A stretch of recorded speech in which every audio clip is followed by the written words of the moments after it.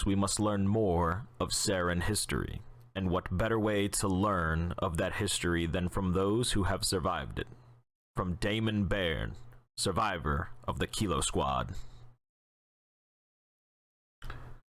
We return to the journal of Damon Baird in our second part, and we return now with a brand new letter. Hi, Mom and Dad.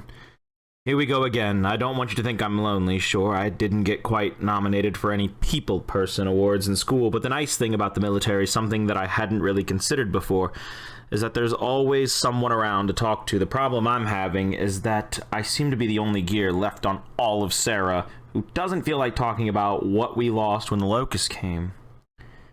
It's not that I don't miss civilization or you, but the further I slide into my armor, the more I feel like I won't really have the chance to miss all of that much. Which is good. You both know how I like to keep busy. Military life, as glamorous as it's made out to be, doesn't seem to be as much about tense firefights and saving lives as it is walking and waiting. Not my two favorite pastimes, so I've picked up some long dormant projects back up. Maybe I'll share the results a little later if we get the time to get anything finished. Around the barracks, people are, like me, mostly concerned about their own unfinished business. The line for the phones stretches around most of the mess hall, people calling home to make sure someone picks up on the other end. I can't imagine what they say to one another after that. I'm not happy to have anyone to call, but I like being alone long before the grub showed up. As for the other guys, it will shock you to hear that I haven't been as popular with some of my fellow soldiers as I might have been. Found myself in a little scuffle in the equally little boys' room a few nights back. I'm not the type who enjoys straightening his nose, so I had done my damnedest so far to avoid situations that might take a violent turn. This one, however, there was no way out of it. Turns out one of my fellow enlisted men was sent up the river by a certain adjudicator, Jocelyn Baird. Laugh it up, Dad. Jerk. He decided to grab a pal and hand out judgment of his own on me. It had been a while since I'd been in a fistfight. All I could remember was to pretend not to feel the hits and to hit back as hard as I could. The other guys clearly had given this discipline more practice. It's hard to tell how far the whole thing would have gotten.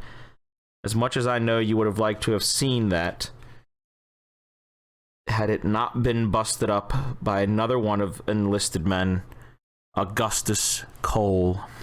On this page, you can find a picture of some of the things that he's picked back up, some of the jobs that Damon Baird has decided to try and finish. Replacing the blown capacitor, repairing back panel hinges, swapping sequential ports, new beam microcontrollers, charge minor batteries, U5G GFB power switch, find upgrade for heat sensor, and disaffect memory slots. On this page, you will find a picture of Damon Baird's enlisted identification card. He was a private at the time, his service number, his grade, whether he was active or inactive, retired, and of course the signature of the one and only Baird. Here we find the enlisted aptitude test, the papers for one Augustus Cole. They did not have a middle initial for him.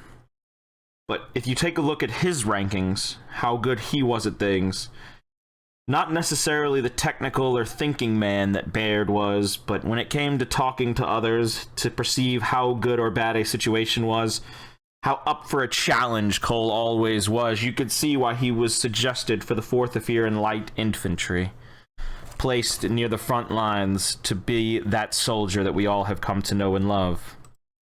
Yes, ladies and gentlemen, we're talking about that Cole. Augustus the Cole Train Cole. This is a poster of the Hanover Cougars Thrashball Star, and as you can see in the lineup, number 29 and number 60 are two very nice Easter eggs to two legends of Gears of War. Cliff Blazinski and Rod Ferguson there, listed as teammates of one Augustus Cole. And as we continue further, Baird has even collected an old news article highlighting the Thrashball Star. Augustus Cole is the biggest name in Thrashball. Of that, there is no doubt. Just ask him and he'll tell you. At times, Cole feels unique in the sports world. Fans are less interested in his rings and his stats than in speculating about what he'll do next. Will he stay with the Cougars? Will he again break Hanover's heart? Is it true he only answers to Coltrane on the field? Whatever the facts, Cole has balled up the sport of thrash ball before taking an iron and pressing it into the shape that better suits his needs. With the Coltrane, he's created a vessel for Sarah's favorite larger-than-life persona. How much of this is planned or postured is unknown. And the young man who walked into the thrash ball field as a Gus Cole come umpteen years ago certainly isn't telling. What's more interesting to a person in the morning than breakfast? Cole is talking about a sponsorship deal he's recently made with the Griddle House, a 24-hour emporium of flapjacks, but mostly he's talking about because he knows someone is listening. Without an audience, one imagines the Cole train running in tighter and tighter spirals until it begins to teeter on its rails. The sponsorship deal is one of many that the young alpha has accepted. Like the rest, it will dominate his interviews and possibly his thoughts for some number of weeks before putting aside and eventually replaced. One can easily imagine Cole speaking candidly and charismatically about his love for lunch or midnight snacks without any concern for what he might have said in the past. We believe him because it is apparent that he believes it all himself.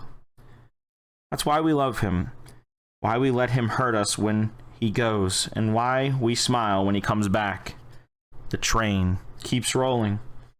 Some of Cole's favorite jokes are, how are the Sharks like a squirrel?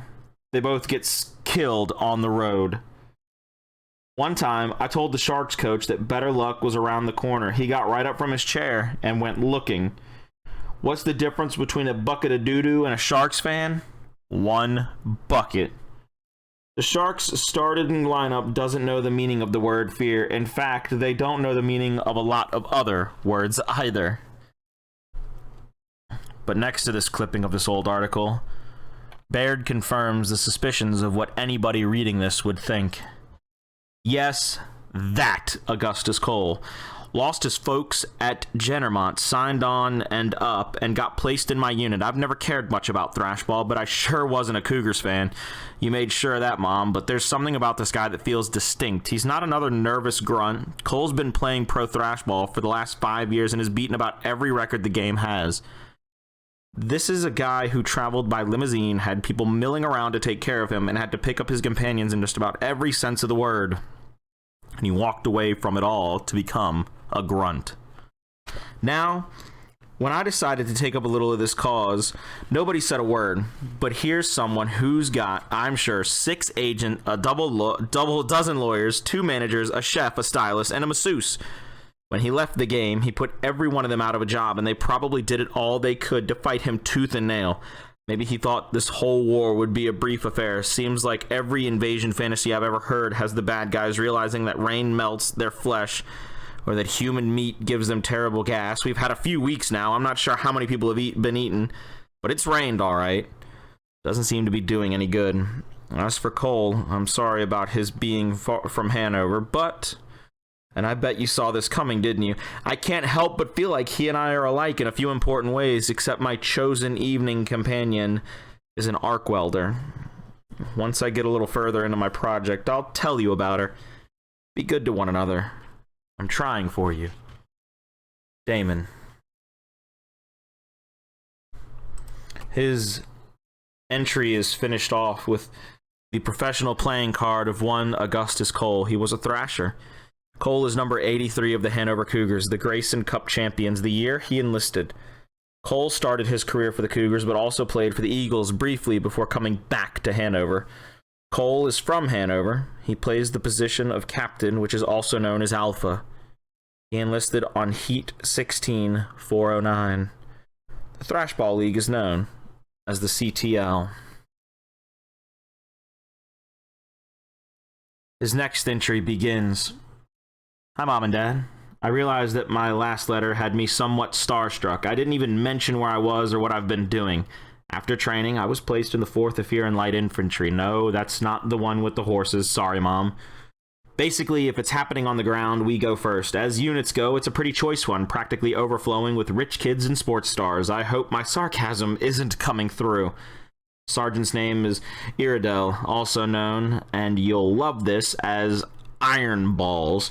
I can't speak to the accuracy of the name and whether or not he jangles when he jogs, but the guy's a world-class jerk who has taken a special interest in making my journeyman soldiership less pleasant than it otherwise might have been.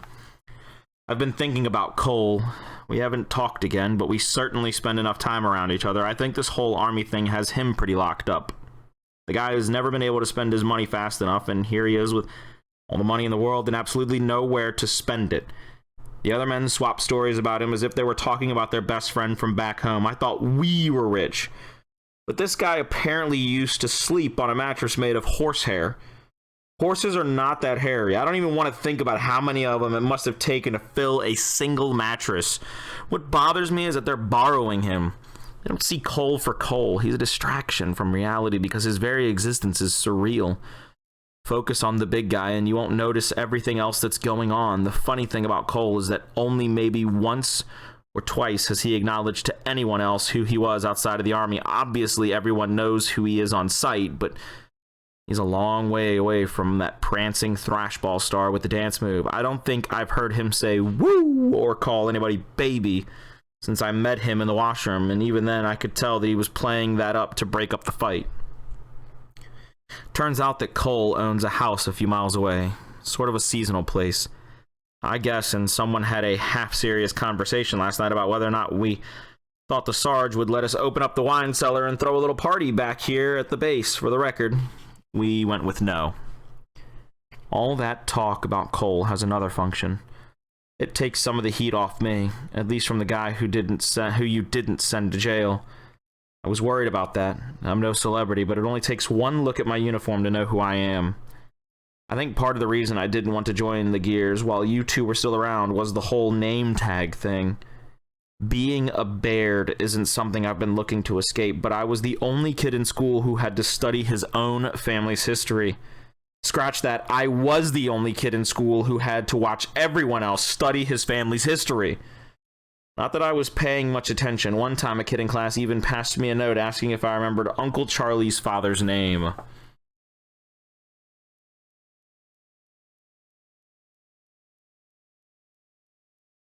Right now, we're in the infamous Kasali Barracks while we await deployment. I've never seen such an impersonal place. You have to love the COG for their mastery of anonymous architecture.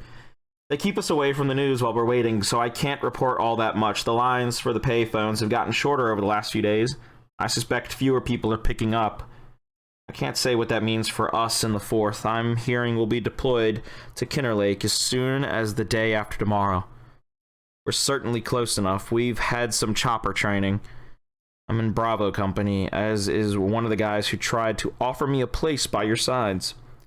Not sure how well that's all going to work out, as I mentioned.